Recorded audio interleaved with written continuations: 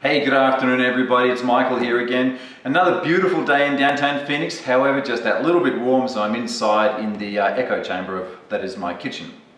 Today I want to talk about the importance of stretch goals and how they fit into goal setting. Goal setting is terribly important, whether it's in your business, in your life, in your fitness, in your health, in your relationship, whatever it is. But stretch goals take you that extra bit further than what you want to go to normally. In my career, I would normally either have some normal goals and then determine my own stretch goals, or sometimes my management would give them to me.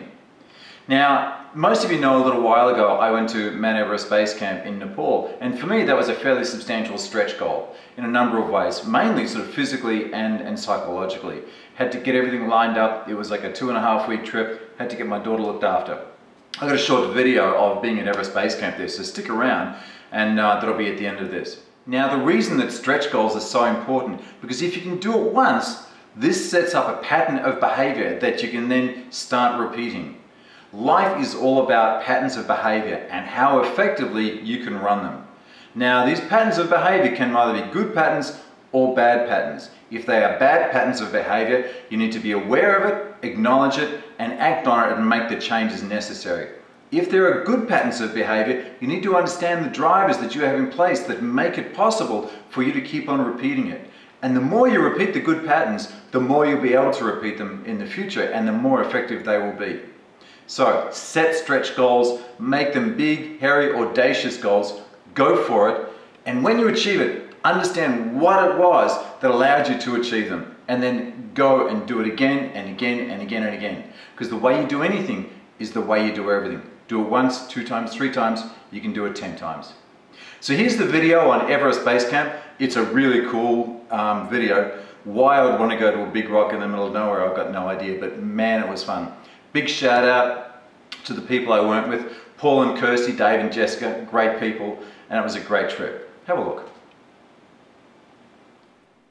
Okay everybody, you can see that we are at Everest Base Camp. This is the sign that says Everest Base Camp, 5,364 meters, or in the old thing it's 17,800 feet roughly.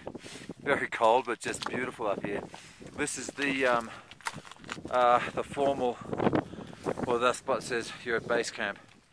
If you look around, it's still real early in the climbing season, so there's nobody here yet.